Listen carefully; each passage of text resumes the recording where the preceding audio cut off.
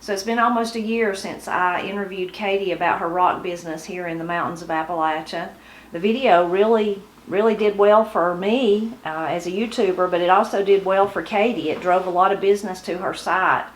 At the time, we didn't really realize we were just being literal selling rocks in Appalachia.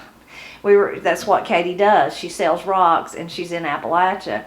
The funny part is it didn't take us but a few days to realize what a lot of people who landed on that video thought was that she was selling drugs in Appalachia. The wrong kind of rocks. The crack kind of rocks. And it did not help matters that the thumbnail I used was actually what she looks like when she's being a lapidary artist. The rocks that she sells, that she actually looked funny in that with a big apron. The apron and the glasses. It kind of looked like I might have been cooking something up in the bathtub. So we did not mean to... We just were that innocent about that. We think rocks, we think Stamey Creek rocks Katie gets from other people, other places. She sources all over the world, actually.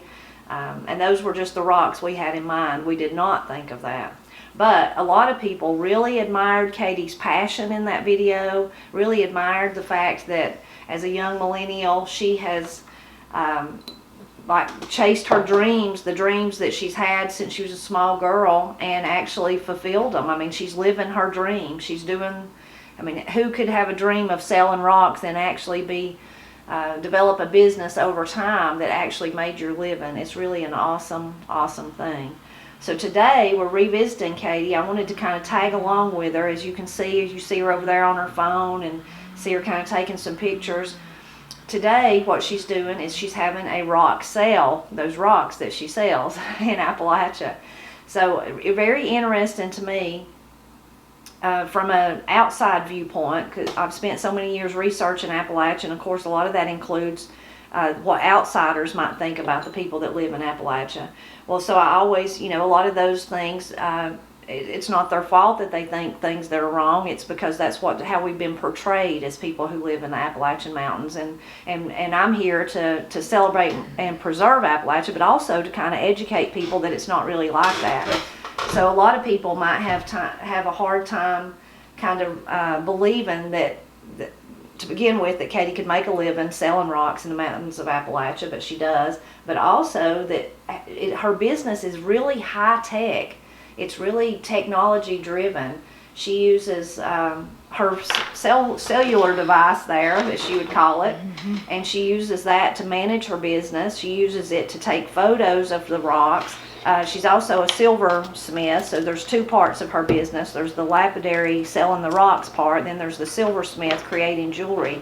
So all that she manages from her cell phone over the internet, very technologically driven. The whole business is. Without that, how could she do it? How would you do it, Katie?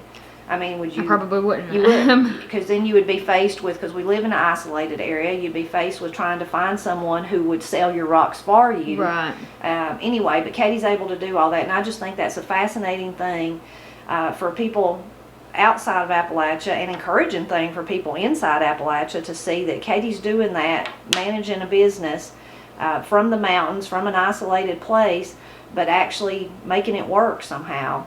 And she's not just, the technology part to me is fascinating, because Appalachia kind of gets this bad rap of not being educated and all those kind of things. Katie, you can tell us about your educational background, why don't you? Well, I did go to college. I went and got a bachelor's degree, and I learned a lot while I was at college. I think I learned the majority of what I learned was just about being an adult and juggling all that stuff, and what it would be like to kind of got both sides, both views of what it would be like to work for myself, what that would look like, or what it would look like to work for somebody else, because that's kind of the decision you make when you're in school. Will I go into business? Will I work for myself? Or will I work for someone else? And I did take some marketing courses, and I took a lot of communication courses, and I don't think I really took that in mind that I would work for myself. Those were things I was interested in doing anyway.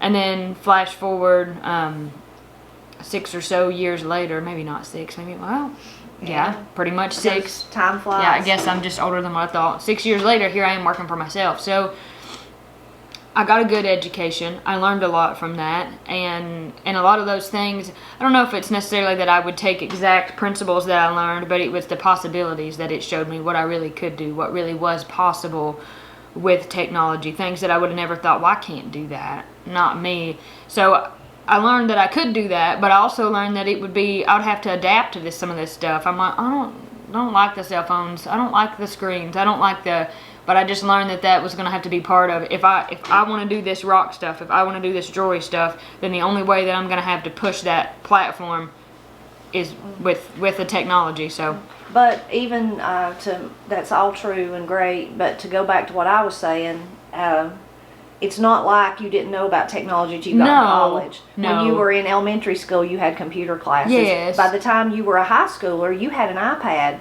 that give to you by the school. That's so right. all your work was kind of based on that iPad. So that's an interesting thing for a lot of people to know, that it's kind of like they believe that maybe Appalachia is so far behind other areas of the country. It's not like we're that. not. So in ninth grade, Katie and Corey were both issued an iPad, and actually you were maybe ahead of the game. Now that's pretty common, but in those days that might have been kind of unique. It was kind of new. It was a new thing. They just come out with iPads. What was that, like 2011, 10, 11, something like that? So, so technology is readily available for people who live in Appalachia, and even the college thing kind of gets a bad rap, but the college that you attended was literally 25 miles from your house, 25 minutes from your house, within the Appalachian Mountains. Yeah. A 4-year university. Yeah. And there's many others. That's not the only one. So that's interesting.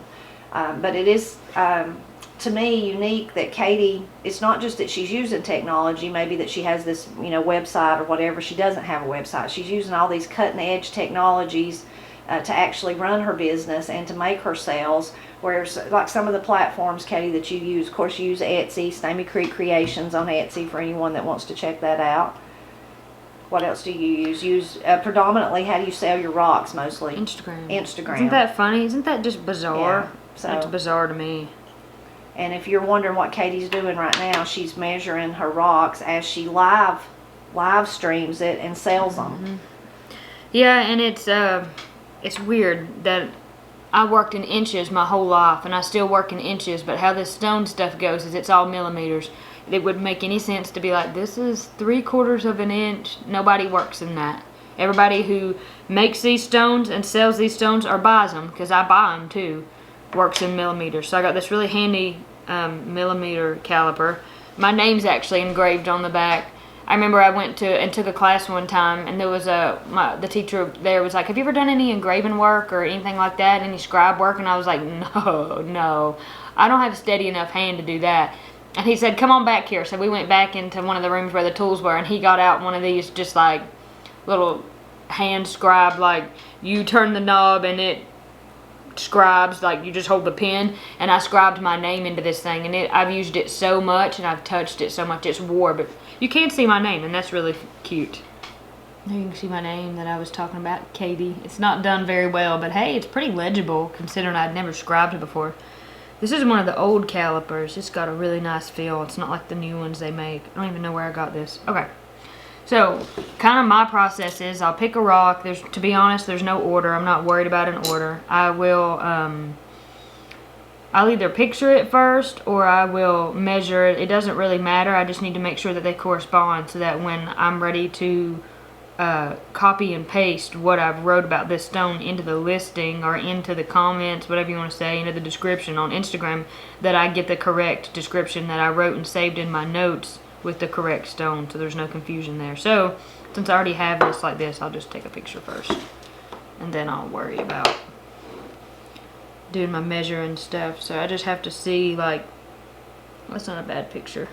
I want to be accurate with the color. I want everybody to be able to see what the color really looks like.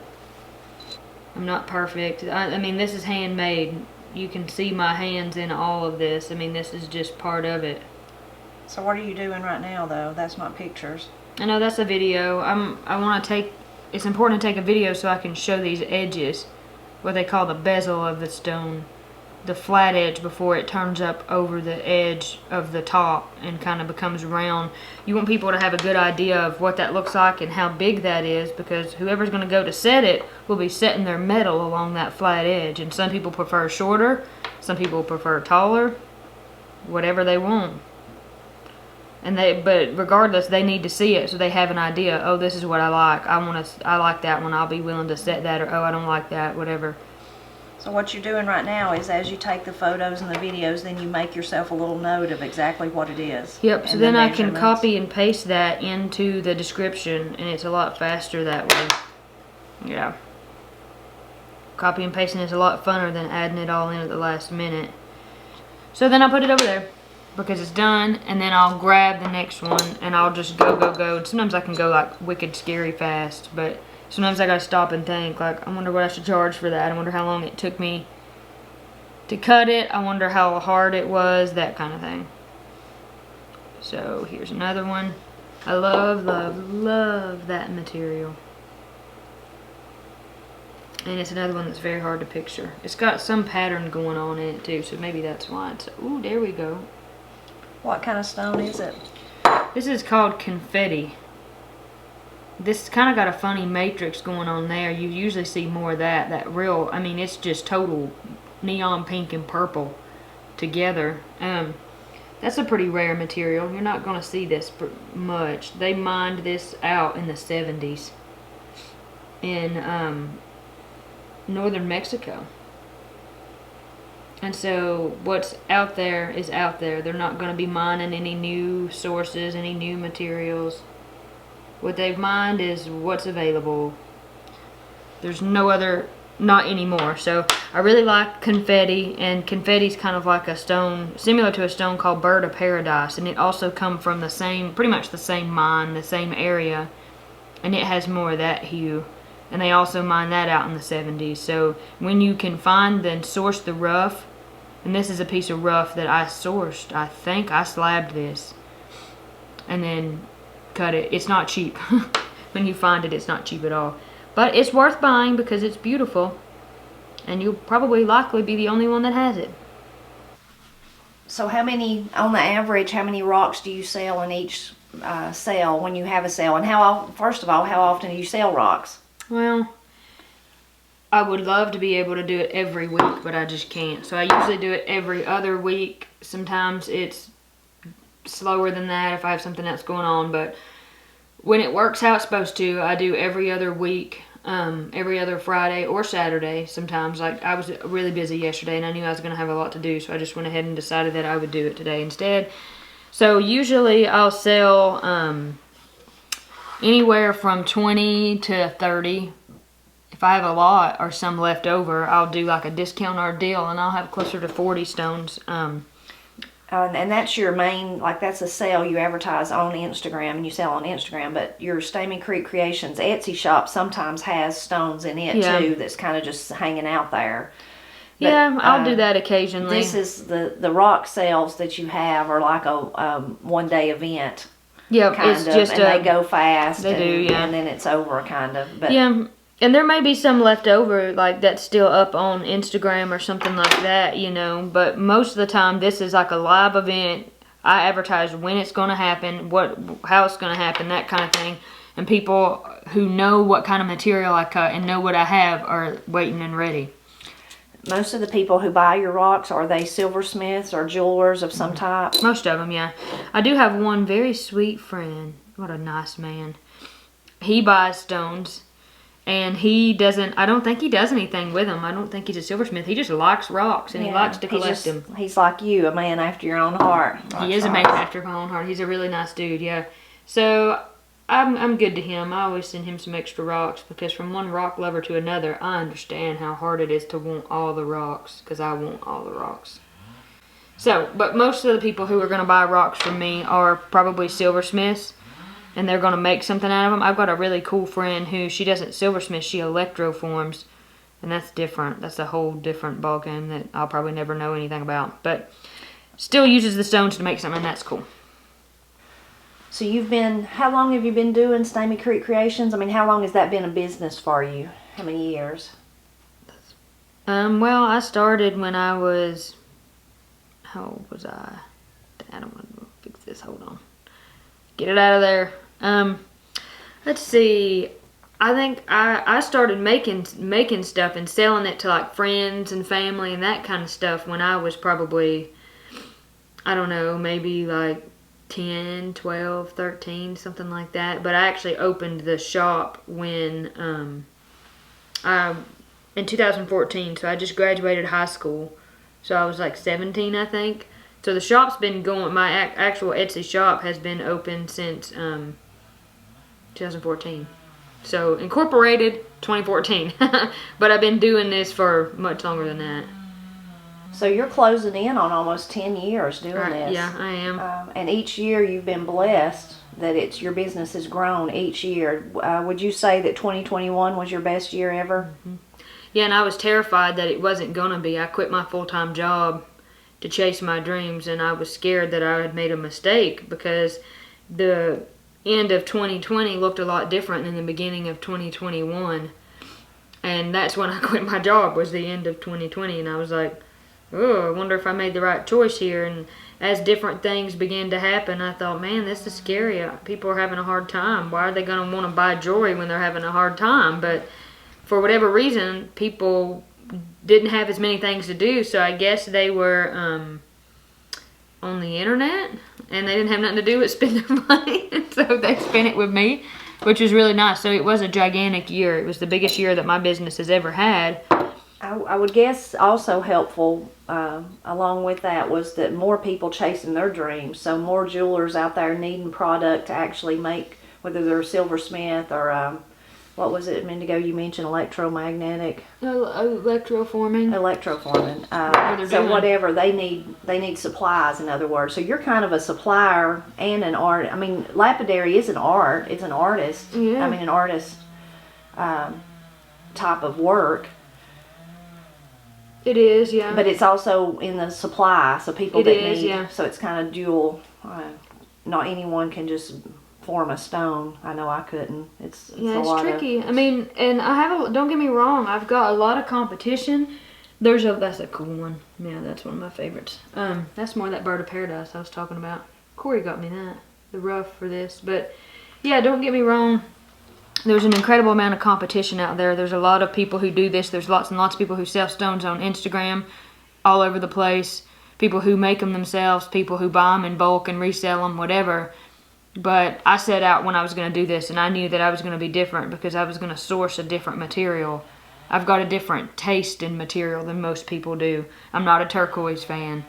I don't really I think it's beautiful, but I don't own turquoise. I never owned turquoise jewelry. I don't like to cut it. It's not easy to cut. It's not fun to cut.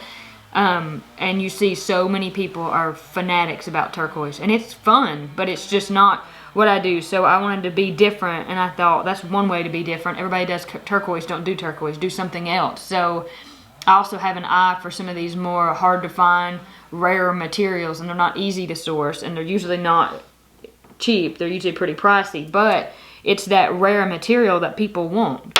Somebody's got to be able to find it, source it, and cut it, and they'll pay what it costs to have it, just like I'll pay what it costs to have the rough. So that's one way that I stand out, is the material I cut. Right, and especially unique is the stuff that comes out of Stamey Creek or out of your local area in the mountains of Appalachia, sourced there in the whole western North Carolina and North Georgia area. Yeah, and I get a lot of random stuff just anywhere I am. I just pick something up and bring it home and cut it, and that's a one-off stone. I can't do that again. I can't recreate this. I could buy a whole slab of this, and no stone is going to look the same as the next, but it'll look real similar. You'll know they all come from the same slab. But if I just pick up a rock on the side of the highway, that's it. I didn't pick up another one. And there's no way to know that, oh, there was an outcrop under the ground of that stuff. There's more of it or not. You don't know. Yeah. So when thinking about 2021, since it was your best year, were able to take that success and kind of pour it back into your business. So what's some of the most exciting things that happened with your business in 2021? Well, I got a saw. I got a big saw, a slab saw. Gosh, I've wanted to do that since I was old enough to realize you could get big saws and cut rocks in half and see what's in them. So, it's just pricey. They're not cheap, and they're really hard to get a hold of right now because during COVID, a lot of the plants shut down, and some of them couldn't financially recover, so they went bankrupt. So it's not as easy to get them as it used to be. I found a really nice man in Idaho who just so generously wanted to sell me a saw, and it was his personal saw, and he was cutting a rock in it when he sold it to me. And he had it freighted to here, and we picked it up, and we made a video about it. We picked it up and brought it here. So that was very exciting. I bought a 14-inch slab saw because that really cuts down the overhead. Like, I can buy the rock this come out of was like a, I don't know, 7-pound rock. I buy the rock, I make the slab, and I'm saving a lot of money. Instead of paying $20 for that slab, maybe I paid $70 for the rock. And then I can sell 2 nice stones and I've made my money back. So you cut down on that overhead. That was exciting. I got a flat lap, also exciting. That's a piece of lapidary equipment that does what my machine does now to these rocks, but instead of doing it in a coming at you kind of horizontal situation, I don't know, you might even call that vertical. It does it this way. It's what it sounds like. It's perfectly flat. It's designed for giving you perfectly flat surfaces. The wheels I work are round, so it's not, I can do it. That's how I make all the backs of these flat, but it's not easy to do it across a rounded surface. So I got that, and I got another trim saw, a smaller saw, because you can't, the same saw that will cut the 14 or 7-pound rock, whatever I said, to slab this, won't make this shape. I've got to cut this little thin slice out, this little shape, whatever I want it to be. So I got a trim saw to do that, 6-inch trim saw, and I love it because it's really small, it's really fast, it's really easy to clean. You can dump it over a bucket, clean it out, you're done, good to go. I have another saw that's a 10-inch saw, and that's a job. You've got to drag it out. You really need 2 people to turn it over and 1 to hose it out. So I got the saw, the flat lap, the 14-inch saw, and you know something? I think I probably got that 10-inch saw too. I probably just forgot because I don't use it as much anymore. So wow, 3 saws, 14, 10, and 6-inch saws, and a flat lap. And then on the jewelry side, I got a bunch of new jewelry equipment. I got a bunch of hammers and a dapping set and a punch set because a very nice, generous man allowed me to be able to do that with a gift card to a jewelry supply. So if you're watching this, you know who you are. Thank you. So super exciting. Oh my gosh, I mean, like, all these tools and equipment, and I bought like 700 pounds of rocks because I'm out of control. Yeah, a lot of stuff. The flat lap thing, you have some really good plans. I mean, you hope to utilize that somehow with your beloved Stamey Creek rocks, but you've not quite figured it out yet. But that's in your goals for 2022. Yep, it is. Gosh, I'm just so incredibly busy, and I take a lot of custom work. I do a lot of custom work, so I stay busy doing that for people. People will be like, will you make me this? And I'm like, well, that's pretty easy. It wouldn't take that long. Okay, and I make it, and then, oh, okay, well, they're done. And then the next person's like, will you make this? And that's where a lot of my income comes from, is that custom work. So it takes more time to do that, and maybe less time to start some of these creative ventures that I want to start. But what I want to use my flat lap for is if I could just get small, you know, I'm not talking big, but like something like that, small creek rocks, could cut them in half, or even just cut a little bit of, you know, the top off, get myself a flat edge, and then use that flat lap to just polish that whole face. You know, I'm not going to take one and make a small stone out of the rock. I'm just going to polish the whole face of the rock, and then you're left with the other part of the rock, which is the side and the back, which looks identical to when I picked it up. So you can kind of have a polished window into that. And I started that, but I just need a little time. So you pull your necklace out of your shirt there. What necklace have you got on?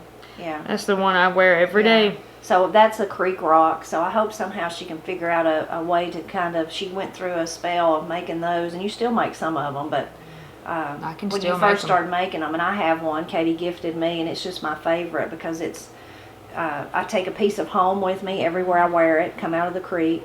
But also, those are the creek rocks I picked up, the ones I was drawn to when I was a little girl playing in the Stamey Creek myself. Yeah. Those were the ones I would collect. I would find the pretty ones to take them home and set them in my windowsill or put them in a little jar. I still have some of the ones from then. That's what this is. That's the same type of rock. This type of rock will not take a cut and polish. I couldn't take this to my machine. It would just disintegrate. It's really soft. So what I did, I wanted to make something out of the creek rock so bad, but before I had the lapidary equipment, before I knew how to do that, I thought, there's got to be some way to do this. I'm going to die if I can't figure out how to do this. Die of curiosity. I've got to be able to do this. So what I did is I went down there and I started thinking, you know, you see people who will take just like crystals, like amethyst or whatever, and just set the whole crystal point. So the point is facing down, and then you kind of make a cap to go over the top. So why couldn't I do that if I could find a rock that was flat enough on the top? So I started going down there, and believe it or not, there's, I mean, probably millions, probably hundreds of millions of rocks and however many several miles span of that creek that are this size and that have a flat edge, a flat enough edge. And now, knowing what I know, if the edge isn't extremely flat, I can make it flat and it'll work. So then you just set them like you would something, normally set something, but you just do it upside down. You just do it on an edge instead of flat, and they turn out so pretty. Yeah, so lovely. And then you might say, well, I thought you said you can't polish these, or they wouldn't take a cut. Well, this hasn't been polished. It's actually super glue. And I wore this one first as an experiment to see how they would wear porous materials. People who make bone-handled knives, super glue. You can seal rocks with super glue. And I wear this every day. I actually don't take it off. I shower in it. I sleep in it. Occasionally I get my hair tangled in it. I went to the ocean in it. It never comes off, and it's never looked any different than that. It's kept the polish. So I do want to make more of these, and I did make a bunch of them when I very first started because it was the only way I could do the creek rocks. But now that I can cut and polish, I like to do that part because the fun is what's on the inside of the rock. So, but these are just tiny little chips of bigger rocks that have been broken up in the creek. So after it rains real big, you can go down there and you can see they've been freshly broke because the rocks have been tumbled and run into each other and all that. So I will do more of that this year. I will do more of just the flat polished face of the creek rocks this year. I will do all that because that's what I want to do. I love this stuff, don't get me wrong, but like this come from Morocco, you know, this come from like, I don't know, probably Argentina. You know, those come from Mexico. But those, you know, that's fun. But I've never been to those places, and I'm probably not going to go to those places. So it's really fun to make something out of my own backyard, where my own heart is. So.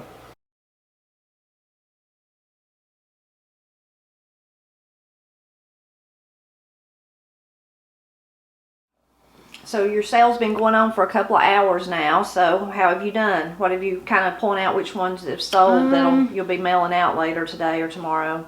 I think I'll have to look again, but I think that one sold. This stuff always sells. I wish I could get more of that. Don't know anybody that has it. That stuff always sells. People love that stuff. Let's see. I know that one sold. This one may have. I think that one sold. I think that one sold. I think those sold. That one sold. I think that one did. So a lot of them sell pretty quickly, and then others kind of linger for a day or so. Yeah. And then your other, once like a day or so goes by, is that when you move them to the Etsy shop? Yeah. I think there's a few other ones that may have sold. I think that one may have sold. So not bad. I mean, your sales, is this average? Is this pretty good sale? Kind of average? Like I said, I'll just have to look on there. I might just take a look real quick at this list here, and then I would see, where are these people? Where am I at? Wrong account. Yeah, I mean, I think this is pretty average, and sometimes it goes faster than others. Yeah, I thought that one sold. And I think that one sold. So sometimes it goes a little faster than other times, and then sometimes it's slower. But I think this is pretty typical. Sometimes by the first hour or two, like half of them have sold, and it depends on what the material is. This is really rare material, and there's not a lot left, and so is that. And to be honest, so is that, and so is that. So if you have like really stunning material, people want it because they know they're not going to be able to get it anywhere else. So. And you're kind of becoming known for some of that harder to find material, which is good. Yeah, I just love, I've got an eye for that kind of more rare material because it's what I was always drawn to myself, like when I bought stones to make stuff out of. So yeah, I try to source the hard to find stuff, and it takes hours of research and hours of digging and making connections with people that'll help you out. But yeah, so I feel pretty good. I feel like this is pretty average. And then in a couple days, if I have some left, or if these don't sell by tonight, sometimes I'll mark them down, or like cut people some deals that I like, you know, stuff like that. But So as far as a typical day of work, this is not really a typical day because you've had a sale. But so today, though, for your business, you've had the rock sale, which is all part of it. I mean, not just the lapidary part, but then you've got to actually market and sell. That's also part of your business. But also, I think you were working on some earrings earlier today. You want to show those? These come out of I actually put them into tumble last night, and they come out, they sit in the tumbler all night because it's got a timer on it, and I pulled them out this morning, which is no big deal. So I've made a few pairs with this stone combo, but I've never arranged the stones compared to each other like this before. So I finished those, and then I made this ring here because that's gonna be a made to order item because I've got like 30 or 40 of those stones I bought in bulk at once. So I'll picture it and put it up there and say, I'll make this ring that looks like this with this texture in your size. Tell me what your size is, and I'll make it and ship it to you. So it's kind of a little bit of everything. Later I will probably list these. I will do some invoicing for this. I may cut more rocks, just start again. I try to start as fast as I can to build up inventory again. I may do some orders, that kind of stuff. So it never ends, basically. When you work for yourself, you'll never work harder for anybody else. But I wouldn't have it any other way, so. Yeah. So when you the gist of this video for me is kind of pointing out to people that are not as familiar with Appalachia, that don't live in the Appalachian Mountains like we do, that all the same things that are available are often available here, no matter where you're living in the United States of America. So, but do you even think about that? Is that even are you cognizant of that when you think about what you do? It's just life for you. You just grow up and you just do. I mean, you wanted to be this. You had a drive, a determination, a good work ethic, so you worked towards it. But it never was you never all of a sudden thought I'm unique because I use technology. No, I never I didn't think I'm an Appalachian using technology. I'm in Appalachia. This is rural and this should be hard for me because I just thought this is what I want. I want it worse than I want anything else, and I'll find a way to get there. And maybe it was harder, sure. I'm geographically isolated. I don't live in Arizona. If I lived in Arizona, I could go out to Tucson or Quartzsite and pick all the rough I needed up in a year's time right then and there. Sure, I mean, I'm geographically isolated, so things look different. It takes longer. It looks like ordering stuff because there's not that availability here. But it's not, I don't go around thinking, wow, this is very advanced. I use technology and I'm not a hillbilly after all. I just do it because it's what I love to do. It's what I want to do. And it does go to show that just because, I am an Appalachian person, we did grow up in a more rural, isolated community, but that doesn't equal ignorance. It doesn't equal isolation from the rest of the world. It means you can still do the same things everybody else does. You might just go about it differently. And the perk is you get to live where it's quiet and peaceful and doesn't, there's no city bustle, which that's not bad, but I don't want to live there. So I like the kind of happy medium I've struck here. It's good. So if you're interested in finding Katie's work, I will definitely put the links down below in the description for her Stamey Creek Creations. Stamey Creek Creations, that's on Etsy, her shop. Also, if you would like to follow her on Instagram and see these rock sales that she has, you look again for Stamey Creek Creations, and there's also a Stamey Creek Lapidary Arts page. So those are the two things. But I will put all those links down below, though. So if you'd like to support Katie and continue her endeavor, she's just, as a mother, I'm just beyond proud of her. I'm proud of her hard work and all that kind of stuff, but I'm also kind of, I don't know, I admire her because she had this dream from when she was a little girl. She was obsessed with the rocks and then also the jewelry. And the first jewelry, like she was talking about, that she made it took her many years to be proficient enough and to actually get to the stage where she wanted to learn to be a silversmith. There was a lot of jewelry in between that. It was more like craft type instead of... Yeah, a lot of it was all none of it was silver because I didn't know. Right, I you didn't know how didn't to work know. with silver, so it was all copper and brass and beads, and I love beads. Oh but- yeah, not that there's anything wrong with Yeah, I that still at all. I'm bead. just I love saying, beads. Right, it's just Yeah. the evolution of Katie's life as an artist, I should say. So I really admire her for that, and I'm just tickled to death that she's doing something she loves with her hands. What makes her living is something she enjoys, and that's just a truly tremendous blessing to have. It really is. Sometimes I wake up and think it's all a lie. It's just a big dream. One day I'll have to wake up and go back to work for the man, but I haven't woke up and had to do it yet. It's been real. So a dream come true. And it ain't me that's doing it. It's the big man upstairs. It's a lot of help from him. So I definitely thank him for everything I've been given and everything I've been able to do.